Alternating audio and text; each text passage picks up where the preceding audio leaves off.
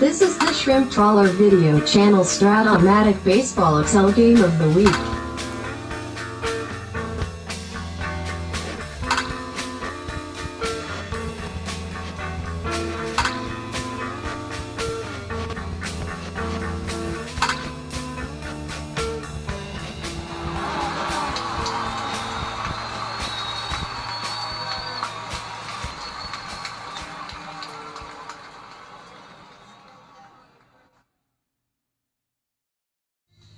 Welcome back, baseball fans, to the game of the week. Today it is the Toronto Blue Jays and the Baltimore Orioles. 1977-80 Fall League. It is a final best of five that opens up in Baltimore. I've played one game. We're going to play game two today. Let's take a look at the game one result, though. Game one opened up in Baltimore with Ross Grimsley, former Oriole, signed to the Blue Jays, going against Mike Flanagan, a lefty. Oddly enough, maybe a lefty that replaced Grimsley in the rotation. Battle of lefties. Both guys throw a lot of pitches early, put a lot of guys on, don't get a lot of guys to score. Pretty sloppy game. 4-2, and then Toronto's defense submarines old Grimsley there with an error by the shortstop, Alfredo Griffin, extending these innings. It's 4-2, it's 6-2, it's 8-2, and then the Orioles finish it out. 10-2 victory. Mike Flanagan beats Ross Grimsley in game one. So what does that do to the overall standings? Let's take a peek now in the American League. Baltimore, with that win, pretty much just eliminated the Toronto Blue Jays, who had a pretty slim chance of actually making the playoffs or doing anything. They were 12-15. They fall to 4 games under 500 and 4 games out of first place. But still, that is wonderful performance for Toronto, considering these teams that they're playing in a division with during this timeline. So that's very commendable. Things are getting precarious elsewhere in the American League. These 3 teams are all done. These 2 are done. Seattle is going to get in mathematically. They're 5 over 500, and the Angels are 9 over 500. So it looks like these 3 teams are safely in. The battle comes to 3 teams and about 5 spots. Or I should say 3 spots, and there's 5 teams vying for them. These guys are done. The Tigers are currently sitting right here, precariously, at 6 over, it's the 6th seed, just a game over 500, but the identical record to the Yankees, who still have to play the Red Sox, both a game over 500. So mathematically, the winner of the Red Sox-Yankee series knocks Detroit out of the wild card spot. Detroit's got to hope that the Red Sox or Yankees win the division, and they have to hope that the Orioles get knocked out of the playoff spot. And for that to happen, Toronto would have to win the next 3 games to put them at 15-14. So that's the mission for the Tigers. The Blue Jays will be eliminated at the end of this series. The Tigers need 3 more Toronto wins. If they don't get them, they're done. And once the Tigers are done, then it means that the Orioles will be either division winner or a wild card, and the Red Sox and Yankees will be the other member of the postseason. Well, it's not just that, folks. We got a great pitching matchup today as well in Game 2 in Baltimore. For the young Blue Jays, Dave Stieb, pretty much the first greatest pitcher in Blue Jay history. He held that honor for quite some time, from 79 to 90 whatever, until some guy named Roy Halladay showed up, and then, well, things changed. And he will go up against grizzled veteran Jim Palmer, the kid and the wise old sage and the kid. Dave Stieb, Jim Palmer, from Baltimore, Game 2. Orioles looking for a win or 2 to get the division crown. Let's get started. Alfredo Griffin leads off. 3-10, Sky's the center. Merv Rittman, former Oriole. Ball 4. A lot of former Orioles end up on Toronto. Toronto likes to get their guys from other American League East teams when they're available. Ben Ogilvy, future Brewer, 48, lines a third. And with 2 outs, it's Otto Velez. 4-4, short X, but today, yeah, Blinder's still playing short today. He makes the play. Bottom of the first, it's John Lowenstein leading off, 2-5. There's a grounder to second. Rich Dower, show us your power. Grounds are short. Kenny Singleton, 44, center B. Top of 2, Roy Howell, 2-3, is a pop to second. Gene Kleins, 67, off Palmer's double 1-8 fly ball, and he gets it in there, a double. Gets it past Carlos Lopez, playing center today against righties, where Paul Blair plays against lefties. Tony Saleta, 5'10", is a strikeout, and with 2 outs. Larry Cox, 57, is a strikeout. Jim Palmer, nice stoppage there.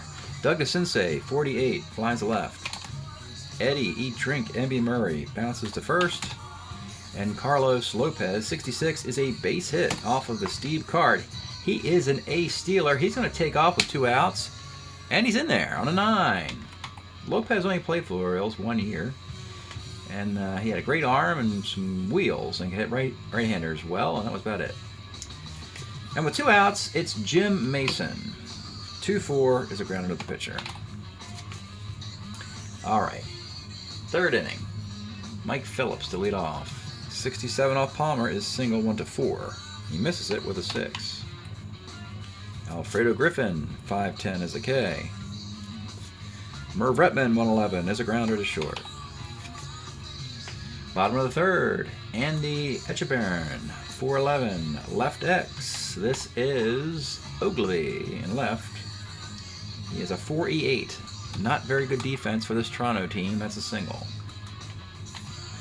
Mark Belanger, 2-9, is a base hit off his own card, which is a 213 hitting card. First and second for Lowenstein. 56, flies to right. Rich Dower, 48, flies to left. And so this is Kenny Singleton. Let's take a look at him before he bats. Here is Ken Singleton, the 1977 card. Could be his best year this year or 79 for Kenny in the Oriole uniform. He'll hit 328, 24 doubles and homers, and 107 walks. And here he is. Big spot here with 2 on and 2 outs for Singleton. 6'10" off Steve is center X. And today, they do not have Bob Baylor playing center. They put Gene Kleins out there for his stick, and that is going to be a base hit. He's a 4 in center field. Big mistake by the Blue Jays defensively early on in this. 2 singles in this inning off the defense. Plus you got runners in the corners and 2 outs. For Doug DeCinces, let's take a look now at Doug DeCinces. He was having an MVP kind of performance in the first half of the season. Then he went to a massive slump. So we'll have to look at what his year-to-date numbers are. But here he is, Doug DeCinces. 54 off of Steve. He gets the double 1-11. Single ... and just misses the double. That's a single ... Scoring another run. All this with 2 outs. Runners in the corners for Eddie Murray. 38 is ball 4. And here we go. Carlos Lopez with the bases loaded and 2 outs. 65 off of Steve is the sky to center. 2-0 O's in the 4th. Ben Ogilvy, 38, single 1-8 is a base hit. Otto Velez, your tie run. Let's go take a look at Otto Velez. Yeah, he was a nice little Blue Jay in this timeline. Has a good 79 card and a good 80 card.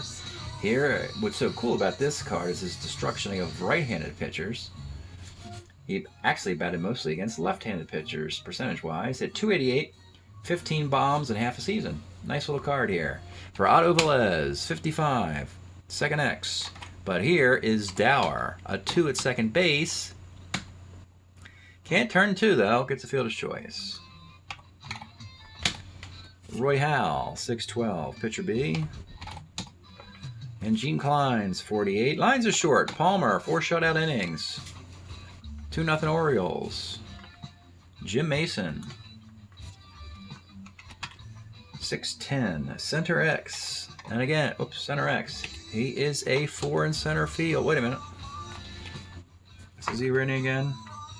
Isn't he 8 as well? Gene Klein says, no, he's a 4E3. So he's a 4E3 in center field. That's going to be a base hit. Etchebarren. 6'10" Etchebarren. Center X, 4E3. That's going to be a double.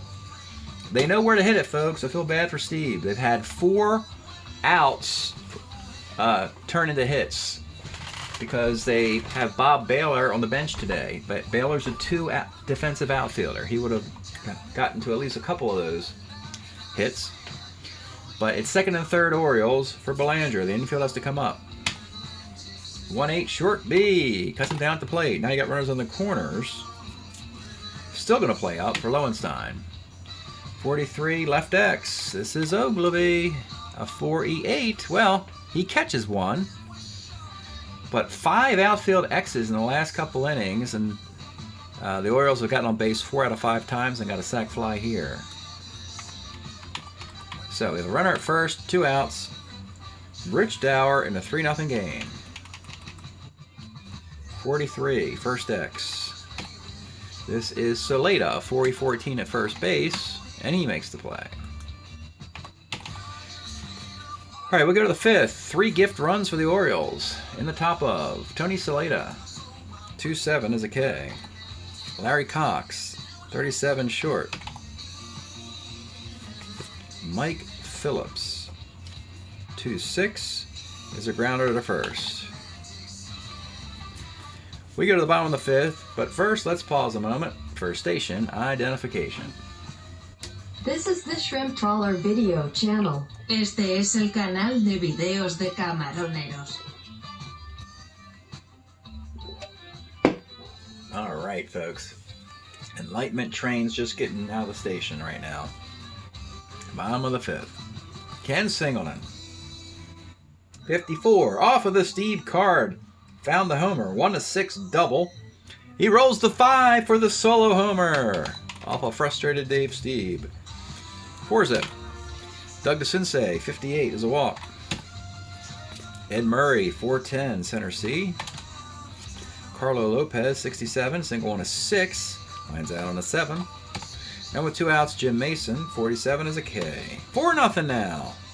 Steve's a starter 8, and the bread and butter of the team. Don't think he's going to come out just because his defense is lousy. In the 6th, Alfredo Griffin, 6'12", pitcher. Merv Retman, 44, short X, Belanger. Now, Jim Palmer knows where his defense is. Keep hitting the X's to Mark Belanger. Ben Ogilvy, 2-8 is a single. And Otto Velez, saw the card earlier, 38 is that walk. So here's your big bat right here. Roy Howell can make up for a lot of mistakes this team has made to this point with a timely hit off of Palmer here. Let's take a look at old Roy Howell. Another one of those inaugural Blue Jays who stayed there for a bit. Didn't make it to the mid-'80 Blue Jay teams that started to win the division and so forth, but kind of one of the founding fathers, you could say. Roy Howell, 312 is ball 4. That loads him now for Gene Kleins. Specifically brought in because he's got power versus righties, and Palmer gives up homers to righties. And this is the guy, let's take a look at his card then, that was brought in to play center field instead of Bob Baylor. And you see how it's backfired to this point. But let's see here. Gene Kleins, with one swing, can change the fortunes of the Blue Jays, Orioles, and even the Detroit Tigers for all we know. The pitch to Gene Kleins. 2-3 is a bouncer to short. I don't think there was a long time. Jim Palmer never gave up a grand slam in his career, or something like that. Maybe, I don't know how long that streak lasted. And as far as Strat-O-Matic, I'm not even sure. I have no way of remembering him grabbing up a grand slam, but there you go. 4-zip. Bottom of the 6th. Andy Etchebarren for the Orioles. 39's a walk. Belanger, 310 is a walk. 2 on for Lowenstein. 2-6 is a fielder's choice from third to second. They have runners on the corners with 1 out. They're going to bring the infield up for Rich Dower. 32 is a pop to second, and with 2 outs. Orioles are squandering this one. Kenny Singleton. 4-4 is center B, and so Steve battles out of one. After the last 3 dismal innings, he puts the first 2 guys on and gets out of one. Gets out of it. 4-zip in the 7th. Palmer, starter 9.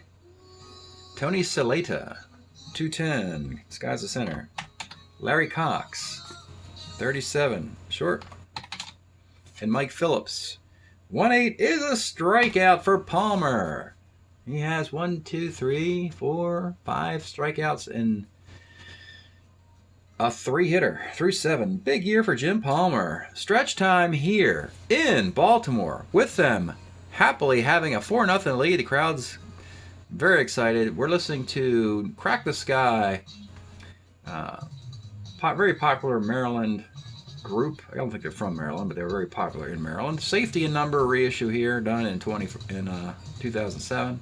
I think the record came out in 75, I want to say. Nuclear Apathy, great record by Crack the Sky. I think there was the Rolling Stone magazine Breakthrough Band of the Year, or something like that. Anyway, bottom of 7, Dave Stieb. He's fighting, folks. He's going to stick around. Doug DeCinces, 38 is a walk. Ed Murray, 1-7 is a K. Carlo Lopez, 1-9. Let's take a look at the Carlo Lopez card. So, and a little bit of trickery here. Lopez played for the Orioles in 76, or 78, I want to say. Yeah, 78. This is actually a 77 card when he was a Mariner, and it's actually better than the card he would have when he does play for the Orioles a year later. Nice arm, ace stealer, and again, really good against right-handed pitching for a right-handed hitter. 1-9 is 1-1 double. That is a double to center. DeCinces, a 13 runner, could run here against Kleins. He will. 1-15. And he scores on the 3. And it's 5-zip. Jim Mason, 35, pops the 3rd. And with 2 outs, it's Echebarren, 63, bouncer to short. This is Alfredo Griffin, 2E38. Single off the 2 at short. Man, everything's falling right for the Orioles. Belanger, 2-7. Let's take a look at Belanger's card. Didn't think I'd have to say that, but I guess I do here. So yeah, you're always looking for defense first, and maybe walks, and then whatever comes after that. And yeah, he has been on 3 times today, and I want to say on his card as well. Yes, he has gotten on 3 times today, all off his own card. A 2-9 single, a 3-10 walk, and now a 2-7 walk. The bases are loaded. There are 2 outs. This will be the final batter for Steve, who's a starter 8, like I said, but he's the heart and soul of the team, so we'll let him see if he can get out of this inning. It's a growing moment. Think of it that way. Lowenstein, the pitch. 1-9 for Lowenstein is ball 4. That should do it.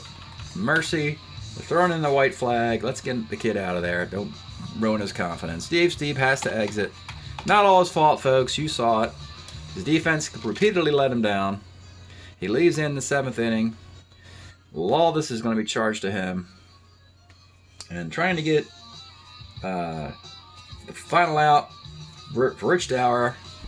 The Blue Jays will send out Dave, heaver high, heaver low. Just get it over the plate, Dave. Dave, heaver low in the 7th inning to face Rich Dower. With the bases loaded and 2 outs in a 6-0 game, here's your pitch to Dower. 2-7 is a liner to short. All right, 6-0 Orioles. They didn't think it'd be this easy, as well as Toronto had played this year to this point. But they have a 10-2 win and a 6-0 lead in the 8th inning. This would clinch a playoff spot, I believe, as that it would eliminate the Tigers. And the Orioles would at least clinch a wild card spot if they hold on here. So Alfredo Griffin in the 8th. Palmer not going anywhere. 43, left X. Lowenstein's at 2 in left field. He makes the catch. Merv Retman, 5'10", is a K. And with 2 outs, Ogilvy, 48 lines to third. He has 2 of the 3 hits today off Palmer, and he is out. Bottom of the 8th. Haverlow will see if he can finish this one out. Ken Singleton, 48. Skies the center field. To Sensei, 68 is a K. And Ed Murray, 49, center. We'll go to the 9th. Palmer wants to finish it. Get the CGSO in a clinching game. Clinching a playoff spot game. Otto Velez, 65. Homer, 1-7 fly ball. And he misses it. Fly ball on the warning track. Roy Howell, 1-7. Saw the card. That's going to be double 1-11 single. Gene Hines, 2-6. Is a 6-4-3 double play. Boy, that backfired putting that guy in the lineup today for the Blue Jays in a big way. Ball game. Orioles. Too easy here. They kind of remind me of the Red Sox of a year ago. It was too easy for them. This year, maybe the Orioles are getting the easy ride. We'll see. Orioles. Winners, back-to-back games here. Palmer is officially a 4-hit shutout. 3 walks and 6 strikeouts in a complete game. Heaver high, heaver low, got them all out. Struck out a guy. Everything else charged to Dave Stieb. Really should be charged with his defense, though. 6 runs. And boy, that's all earned as well. I almost wish they would have just charged these guys errors. He wouldn't have had any earned runs. But he's got 6 charged to him. 7 walks, 2 strikeouts. We'll look at some of the players' stats, see how they're doing year to date. 1009, 0108, 61004, 3673. And bad news for the Detroit Tigers. They are a game over 500 and their season is over, and every team in the American League will be at least 2 games over 500. And that means the Tigers' season is over. So, Baltimore. Look at these guys first. 16-11. Hitting .243, but a .307 ERA. And yes, Jim Palmer is doing it. He is the anchor at 5-2. ERA very good as well. .241 ERA and a 5-2 record. He has been the guy. Now the Senseis. In 27 games, has 9 homer and 27 RBI. But he had most of that in the first half of the season. And now when you look at his batting average, he's 26 for 107. He's hitting .243. Ooh, he may have blown the MVP chance. I got the homer and RBI, but he really slumped in the second half. Orioles are a first place team thus far, so he's in probably the top 5 for MVP voting, if I had to guess. And again, this is a .243 hitting team, so I don't see anybody really lighting it up here. Nothing really out of the ordinary. Let's look at the Blue Jays and see how they're progressing. They're 12-17. Steve is 4-4. He's given up 30 runs in 63 innings. That's an ERA below 4.5. But notice 8 of the 38 runs he's given up are unearned. So this team has given up a lot of unearned runs this year, and that is just not going to help a young team do well. Offensively, it is Ben Ogilvy, who had 2 hits in that game with 5 homer and 23 RBI. They might want to hold on to that guy and not let him go to the Brewers, but we'll see how we'll do that. It'll be an interesting transaction in the future. How do I get Ogilvy over to Milwaukee so he can hit 41 homers and get into the 1982 World Series? So that'll be something to think about. Alfredo Griffin in the leadoff spot has walked 3 times. Something they need to rethink. He's 37 for 133, which is nice. That's a .278. But with just 3 walks, the on-base percentage is just not worth it. Would not be worth it, really, to have him leading off for that team. So when we go over to the big picture, you can see now that these guys are 5 over 500. These guys here are 5 over 500. And Detroit at just a game over 500. It's not happening. I'm going to, for the moment, put the other. I'm going to put the Yankees. Actually, have percent. Look at that. They have 1 percentage point over the 1 percentage point over the Red Sox. But when the Red Sox play the Yankees, a sweep, depending on what happens in the rest of this Toronto series, which I will let you all know, a sweep by one of these teams can win the division. If they beat each other up, we'll probably get a wild card and the Orioles win the division because the Orioles are currently +5. But I still have, the Orioles still need to get their 17th win before they get the 14 losses in the remaining 3 games, the possible 3 games of the series. That's it today from Baltimore. We'll give you the results of the series at the end of the video. Thanks for checking it all out. We'll see you next time. Well, baseball fans, stunning news in the American League East. We'll pick it up right here. This is Game 3 you're looking at. Game 3, the Orioles win the first 2, but then Game 3 is in Toronto. Lowenstein leads off the game with a homer off of Marty Patton, the number 4 starter. That is it. 1 more hit in the game. In the 5th inning, Scott McGregor. He is actually better against right-handed batters than lefties. 2 outs with a shutout in the 5th, 2 men on. Ben Oglivie, the lefty, 3-run homer. Roy Howell, solo homer. 4-1. Home teams won every game. Blue Jays get a win. How much more damage can they do? Well, let's check out. Game number 4. In Toronto, final game of the year in Canada for the team.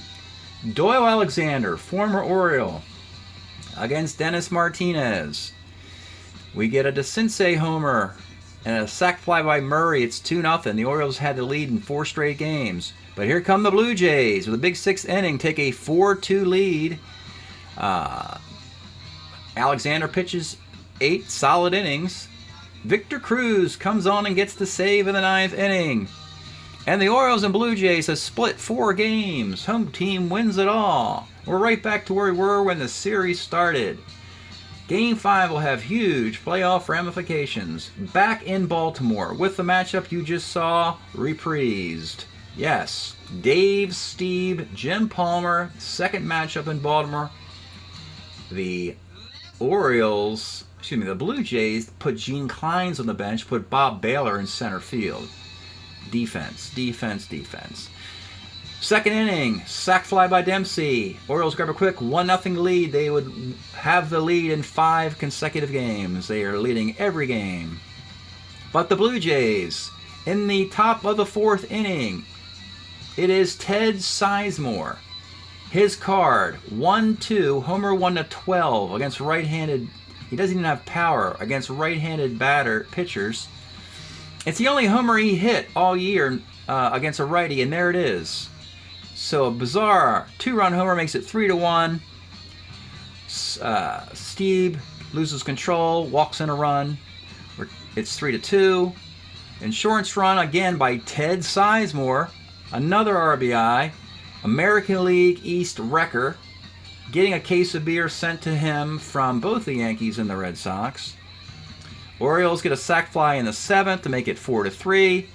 But big boy Dave, Steve, and Jim Palmer wear the pants in their staffs. They are the aces. They stick around for the entire game. 3 up and 3 down in the top of the 9th for Palmer. In the bottom of the 9th, the rookie Steve gets a ground ball to Dower. Singled in a ground ball to DeCinces. Flies out. The slump into DeCinces to end the game. Complete game victory for Steve. Both pitchers walked and struck out 6 guys.